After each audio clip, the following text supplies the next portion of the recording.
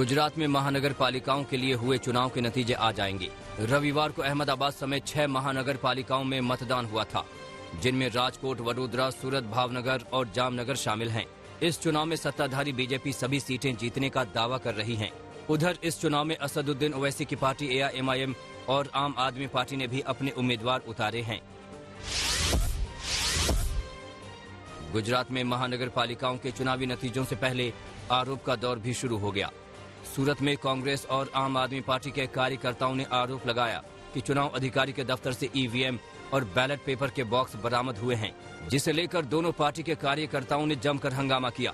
उधर जिला कलेक्टर धवन पटेल ने इन आरोपों से पूरी तरह इनकार कर दिया और कहा कि इसकी जांच की जरूरत नहीं। पुडुचेरी में मुख्यमंत्री नारायणसामी के इस्तीफे के बाद कांग्रेस ने बीजेपी पर बड़ा आरोप लगाया है। पुडुचेरी में कांग्रेस के इंचार्ज ने कहा कि बीजेपी ने करोड़ों रुपए खर्च करके सरकार गिराई है और जनता इसका जवाब देगी। पुडुचेरी में नारायणसामी फ्लोर टेस्ट में बहुमत साबित नहीं कर सके थे, जिसके बाद उन्होंने उपराज्यपाल को अपना इस्तीफा सौंप दिया था। पंजाब में कांग्रेस अगला विधानसभा चुनाव कैप्टन अमरिंदर सिंह के ही नेतृत्व में लड़ेगी। पंजाब कांग्रेस के अध्यक्ष सुनील जाखड़ ने कहा कि मुख्यमंत्री अमरिंदर सिंह विधानसभा के अगले चुनाव में पार्टी की अगुवाई करेंगे, क्योंकि प्रदेश की जनता ने हाल ही में हुए स्थानीय निकाय के चुनाव में पार्टी के पक्ष में जनादेश देकर उनके नेतृत्व में भरोसा जताया है। कांग्रेस ने हाल में हुए नगर निकायों के चुनाव में शानदार प्रदर्शन किया है। उत्तराखंड के मुख्यमंत्री त्रिवेंद्र सिंह रावत ने दिल्ली में गृह मंत्री अमित शाह से मुलाकात की। त्रिवेंद्र सिंह रावत ने गृह मंत्री को जोशीमठ में आई आपदा के बाद राहत और बचाव कार्यों की जानकारी दी। इस दौरान गृह मंत्री ने कहा कि राज्य सरकार, केंद्रीय एजेंसियों और स्थानीय प्रशासन ने बेहतर समन्वय के साथ काम किया, जिससे राहत कार्य तेजी से चलाया जा सका। बीजेपी की राज्यसभा सांसद सरोज पांडे की भाभी की दबंगई का मामला सामने आया है। सरोज पांडे की भाभी चारुलता पांडे ने संघ नेता डॉक्टर दीप चटर्जी के घर में समर्थकों के साथ घुसकर तोड़फोड़ की। भिलाई में सरोज पांडे की भाभी की इस गुंडागर्दी के खिलाफ संघ कार्यकर्ताओं में नाराजगी है।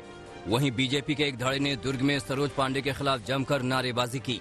इस घटना के बाद बीजेपी में दो फाड़ हो गया है, जिसका खामियाजा आने वाला निकाय चुनाव में भी देखने को मिल सकता है।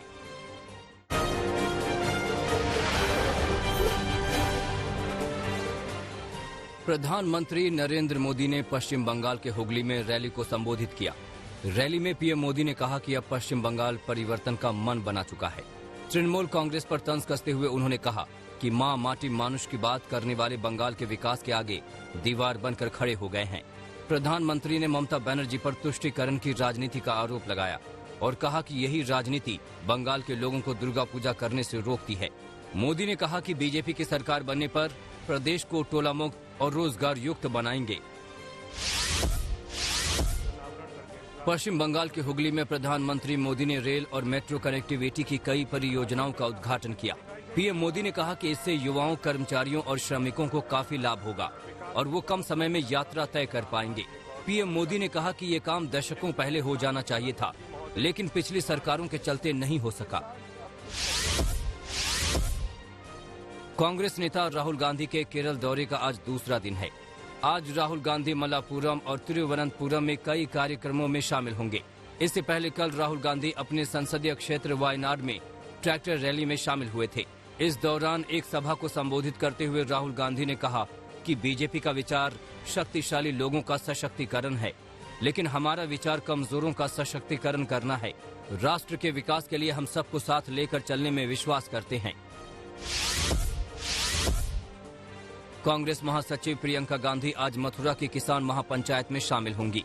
इस दौरान प्रियंका गांधी मथुरा के बांके बिहारी मंदिर में दर्शन करेंगी और साधु संतों का आशीर्वाद लेंगी। प्रियंका गांधी लगातार पश्चिम उत्तर प्रदेश में हो रही किसान महापंचायतों में शामिल हो रही हैं। इससे पहले प्रियंका गांधी बिजनौर और सहारनपुर की किसान महापंचायत में पहुंची थी और कृषि कानून को लेकर मोदी सरकार पर हमला बोला था। कृषि कानूनों के खिलाफ आंदोलन कर रहे संयुक्त किसान मोर्चा ने कृषि मंत्री नरेंद्र सिंह तोमर के बयान पर नाराजगी जताई है। संयुक्त किसान मोर्चा की ओर से जारी बयान में कहा गया कि कृषि मंत्री नरेंद्र तोमर ने ये कहकर किसानों के संघर्ष का अपमान किया है कि भीड़ इकट्ठी करके कानून वापस नहीं लिए जाते। किसान संगठनों की ओर से कहा गया कि हम कृषि मंत्री और सरकार को बताना चाहते हैं कि इन लोगों के मन में सरकार के प्रति असंतोष है, जो अब संघर्ष में बदल गया है। बिहार में लोक जनशक्ति पार्टी को एक और झटका लगा है। पार्टी की इकलौती विधान परिषद सदस्य नूतन सिंह बीजेपी में शामिल हो गई। बीजेपी नेता और बिहार सरकार में मंत्री नीरज सिंह बबलू की मौजूदगी में नूतन सिंह बीजेपी में शामिल हुई।